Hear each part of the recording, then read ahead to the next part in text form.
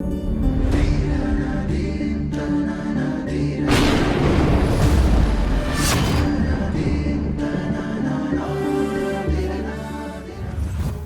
ಗುರುಭ್ಯೋ ನಮಃ. ಹರಿ ಓಂ. ವೃಶ್ಚಿಕ ರಾಶಿಯ ಬಗ್ಗೆ ಹೇಳಬೇಕಂತ ಹೇಳಿದ್ರೆ ಯಾವಾಗಲೂ ಒಂದು ಕಠಿಣ ಸ್ವಭಾವದವರು ಇವರು. ಅಂದರೆ ಯಾವುದೇ ಒಂದು ಕಠಿಣ ಪರಿಶ್ರಮ ಇದ್ದರೂ ಕೂಡ ತುಂಬ ಕಷ್ಟಕರವಾದ ಜೀವನಗಳನ್ನು ಇವರು ಕಳೀತಾನೆ ಬಂದಿರ್ತಾರೆ. ಅಂದರೆ ಹುಡ್ತಾನು ತುಂಬ ಕಷ್ಟಪಡ್ತಿರ್ತಾರೆ, ಬೆಳಿಬೇಕಾದ್ರೂ ತುಂಬ ಸಾಕಷ್ಟು ಕಷ್ಟಗಳನ್ನ ಅನುಭವಿಸ್ಕೊಂಡೇ ಮುಂದೆ ಬರ್ತಿರ್ತಾರೆ. ಮತ್ತು ಬೆಳೆದ ಮೇಲೆ ಕೂಡ ಒಂದು ಬೇರೆಯವ್ರ ಕಡೆಯಿಂದ ಒಂದು ಕಷ್ಟಗಳನ್ನ ಇವರು ಅನುಭವಿಸ್ಬೇಕಾಗುತ್ತೆ. ಅಂದರೆ ವೃಶ್ಚಿಕ ರಾಶಿ ಅಂತ ಹೇಳಿದರೆ ತುಂಬ ಕಠಿಣ ಸ್ವಭಾವ, ಅಂದರೆ ಮಂಡತ್ವ ಜಾಸ್ತಿ. ಮತ್ತು ಇವರು ಜಾಸ್ತಿ ಒಂದು ಹಠ ಸಾಧನೆಗಳಿಂದ ಮತ್ತು ಒಂದು ಮಂಡು ಸ್ವಭಾವದಿಂದ ಒಂದು ಹಠ ಸಾಧನೆಗಳನ್ನ ಮಾಡ್ತಾ ಇರ್ತಾರೆ.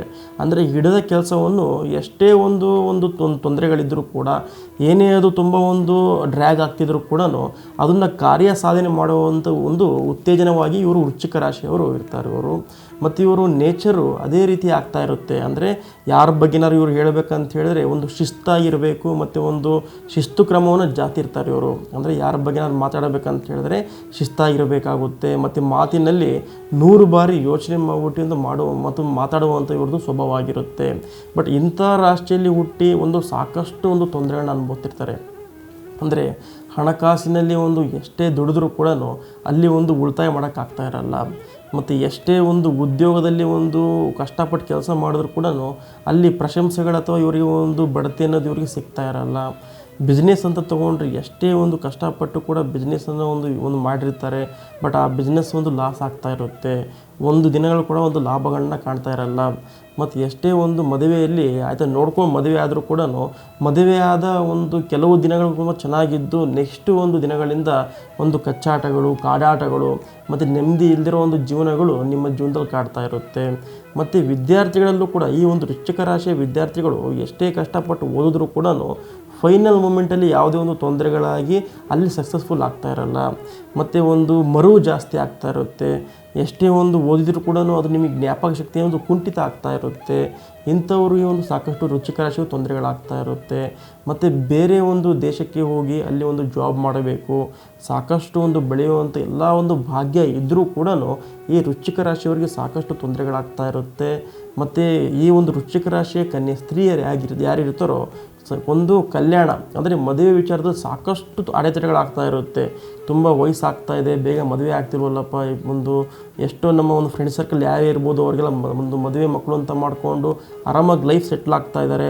ಬಟ್ ನನ್ನ ಲೈಫಲ್ಲಿ ಏನಕ್ಕಪ್ಪ ಈ ಥರ ಆಗ್ತಾಯಿದೆ ಅಂತ ಸಾಕಷ್ಟು ನೋವನ್ನು ನೀವು ಕಾಣ್ತಾ ಇರ್ತೀರ. ಮತ್ತು ನಿಮ್ಮಿಂದ ತಂದೆ ತಾಯಿಯವರಿಗೂ ತುಂಬ ಸಾಕಷ್ಟು ತೊಂದರೆಗಳಾಗ್ತಾ ಇರುತ್ತೆ. ಸೊ ಇಂಥವರು ಈ ಸರಳವಾದ ತಂತ್ರವನ್ನು ಮನೆಯಲ್ಲಿ ಮಾಡೋದ್ರಿಂದ ನಿಮ್ಮ ಈ ಸಾಕಷ್ಟು ಸಮಸ್ಯೆಗಳನ್ನ ನೀವು ನಿವಾರಣೆ ಮಾಡ್ಕೋಬೋದು. ಕೆಲವೊಂದು ರಾಶಿಯವರಿಗೆ ಈ ವೃಶ್ಚಿಕ ರಾಶಿಯವರಿಗೆ ರಾಜಯೋಗ ಇದ್ದರೂ ಕೂಡ ಅದನ್ನು ನೀಟಾಗಿ ಯುಟಿಲೈಸ್ ಮಾಡ್ಕೊಳಕ್ಕಾಗಲ್ಲ, ಯೂಸ್ ಮಾಡ್ಕೊಳಕ್ಕಾಗಲ್ಲ. ಕೆಲವೊಬ್ಬರಿಗೆ ರಾಜಯೋಗ ಇಲ್ಲದಿದ್ದರೂ ಕೂಡ ಸಾಕಷ್ಟು ಮುಂದೆ ಬೆಳವಣಿಗೆ ಆಗ್ತಾ ಇರ್ತಾರೆ, ಸಕ್ಸಸ್ಫುಲ್ಲಾಗಿ ಜೀವನವನ್ನು ನಡೆಸ್ತಿರ್ತಾರೆ. ಏನಕ್ಕಂತ ಹೇಳಿದ್ರೆ ಅವರ ಜಾತಕಗಳ ಅನುಸಾರವಾಗಿ ಅವರು ನೋಡಿಕೊಂಡು ಈ ಕೆಲಸ ಮಾಡಿದ್ರೆ ನಂಗೆ ಒಳ್ಳೆಯದಾಗುತ್ತೆ ಅಂತ ಅಂದ್ಕೊಂಡು ಮುಂದೆ ಸಾಕ್ತಿರ್ತಾರೆ. ಸೊ ಇದಕ್ಕೆ ಆ ತಂತ್ರಗಳನ್ನ ಮಾಡಿದ್ರೆ ಸಾಕಷ್ಟು ನೀವು ಉಪಯೋಗಗಳನ್ನ ಕಾಣ್ತಿರ್ತೀರ. ಏನಪ್ಪ ಆ ತಂತ್ರ ಅಂತ ಹೇಳಿದ್ರೆ, ಸೊ ನಿಮ್ಮ ರಾಷ್ಟ್ರಾಧಿಪತಿಯಾಗಿ ನಿಮಗೆ ಅಂಗಾರಕ ಮಂಗಳ ನಿಮ್ಮ ರಾಷ್ಟ್ರಾಧಿಪತಿ ಆಗಿರೋದ್ರಿಂದ ನೀವೇನು ಮಾಡ್ಬೇಕಂತ ಹೇಳಿದ್ರೆ ಪ್ರತಿ ಮಂಗಳವಾರ ನೀವು ಏನು ಮಾಡ್ಬೇಕಂತ ಹೇಳಿದ್ರೆ ಕೆಂಪು ಬಟ್ಟೆಯನ್ನು ತೊಗೋಬೇಕಾಗುತ್ತೆ.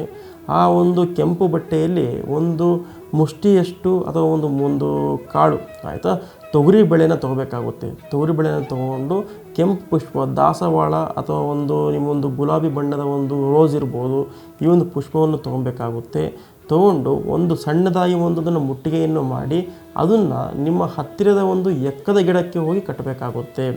ಇದನ್ನು ನೀವು ಮಂಗಳವಾರ ನೀವು 21 ಮಂಗಳವಾರ ಮಾಡೋದ್ರಿಂದ ಈ ಚಿಕ್ಕದಾದ ಸರಳವಾದ ತಂತ್ರವನ್ನು ನೀವು ಮನೆಯಲ್ಲೇ ಮಾಡೋದ್ರಿಂದ ನಿಮ್ಮ ಇಷ್ಟು ಸಮಸ್ಯೆಗಳು ಯಾರು ಅನುಭವಿಸ್ತಿರ್ತಾರೋ ಅಂಥವ್ರು ಅತಿ ಬೇಗವಾಗಿ ನಿಮ್ಮ ಸಮಸ್ಯೆಗಳನ್ನ ನಿಧಾನವಾಗಿ ನಿಮ್ಮ ಸಮಸ್ಯೆಗಳನ್ನ ದೂರ ಮಾಡ್ಕೊಳ್ತಾ ಹೋಗ್ತಿರ್ತೀರ. ಯಾವ ಸಮಸ್ಯೆ ಅಂತ ಹೇಳಿದ್ರೆ ಗಂಡ ಹೆಂಡತಿ ಕಲಹ ಇರ್ಬೋದು, ವಿದ್ಯಾಭ್ಯಾಸದಲ್ಲಿ ತೊಂದರೆಗಳಾಗ್ತಿರೋದು ಕೂಡ ಸಕ್ಸಸ್ಫುಲ್ ಆಗ್ತಾ ಇರ್ತೀರ.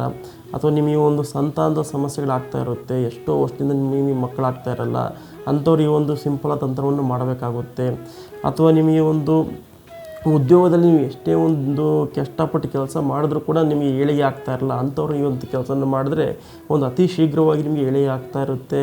ಮತ್ತು ಬಿಸ್ನೆಸ್ ಮಾಡೋ ಟೈಮಲ್ಲಿ ನೀವು ಎಷ್ಟೇ ಒಂದು ಕಷ್ಟಪಟ್ಟು ಬಿಸ್ನೆಸ್ ಮಾಡ್ತಾ ಇರ್ತೀರ, ಒಂದು ಸಾಕಷ್ಟು ಇನ್ವೆಸ್ಟ್ಮೆಂಟ್ ಅಂತ ನೀವು ಮಾಡ್ತಿರ್ತೀರ, ಆ ಇನ್ವೆಸ್ಟ್ಮೆಂಟಿಗೆ ತಕ್ಕಂತೆ ನೀವು ಲಾಭವನ್ನು ಗಳಿಸೋಕ್ಕೆ ಆಗ್ತಾ ಇರಲ್ಲ. ಅಂಥವ್ರು ಈ ಒಂದು ತಂತ್ರಗಳನ್ನ ಮಾಡಿದ್ರೆ, ಸಿಂಪಲಾದ ತಂತ್ರಗಳನ್ನು ಮಾಡಿದ್ರೆ ಸಾಕಷ್ಟು ಏಳಿಗೆಯನ್ನು ಕಾಣ್ತಿರ್ತೀರ.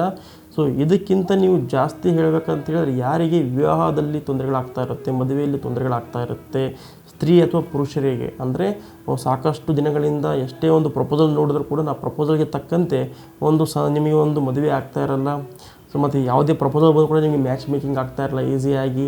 ಮತ್ತು ಒಂದು ಕುಜನ ಪ್ರಭಾವ, ಮಂಗಳನ ಪ್ರಭಾವ ನಿಮಗೆ ಯಥೇಚ್ಛವಾಗಿರುತ್ತೆ. ಅಂದರೆ ಕೆಲವೊಂದು ರಾಶಿಯಲ್ಲಿ ಮಂಗಳ ದೋಷ ಇದ್ದರೆ ಅಂಥ ರಾಶಿಯವ್ರನ್ನ ಯಾರೂ ನೋಡೋದೇ ಇಲ್ಲ.